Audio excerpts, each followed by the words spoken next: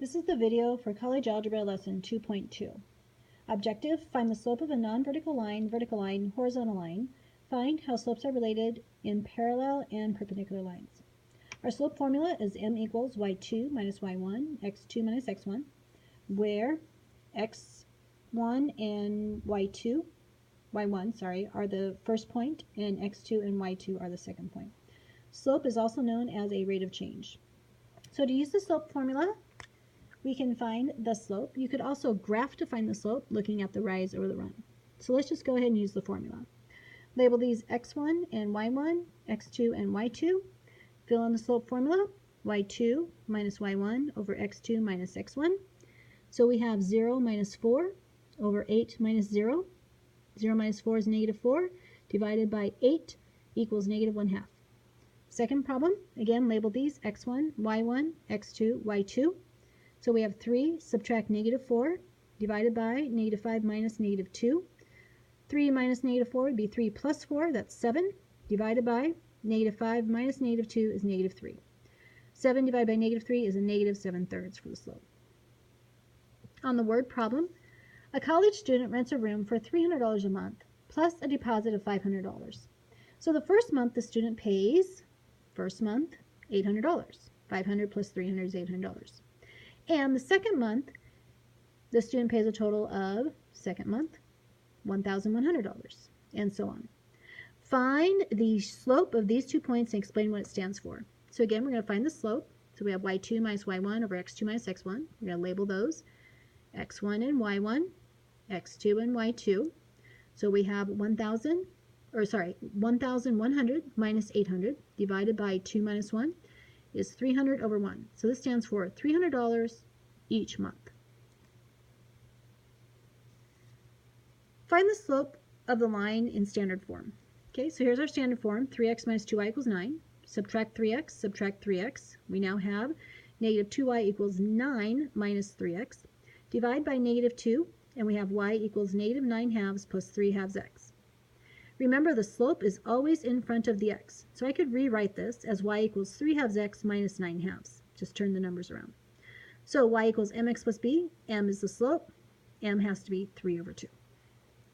On the back side, we have another word problem. It says a carpet costs $25 per square yard plus a delivery charge of $30. Okay, so this sounds like the rate, so that's got to be the slope.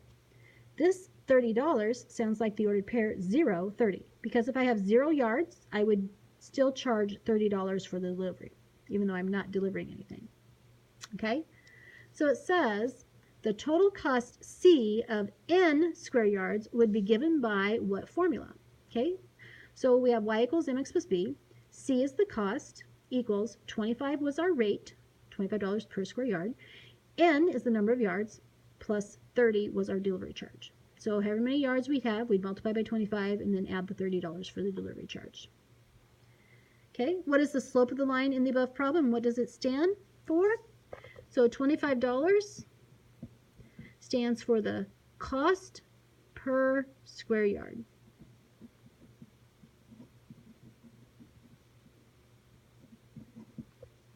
All right, so let's look at our next word problem. A skier goes from 12,000 feet to 8,500 feet in 25 minutes.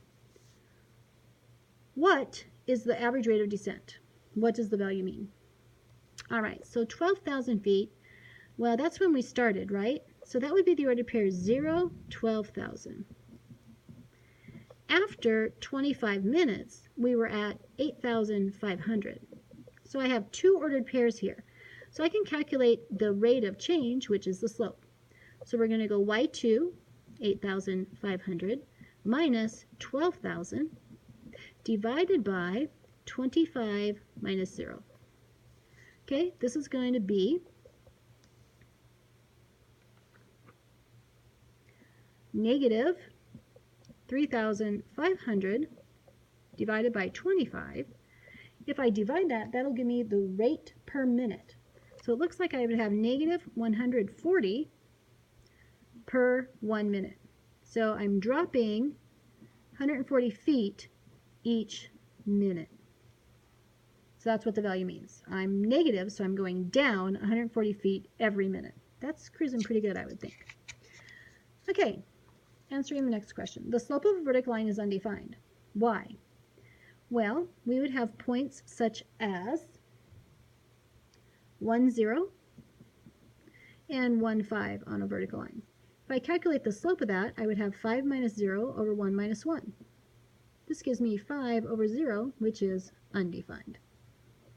Okay, if I have a horizontal line, perhaps I would have ordered pairs such as 0, 2, and maybe 5, 2.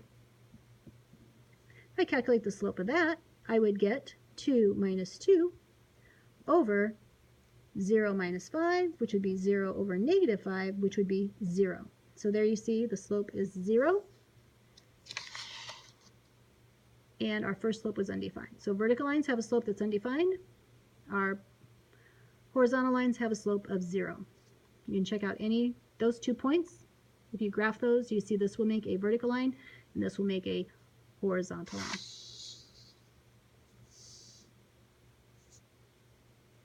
All right, so given the 2 points, I have them up here.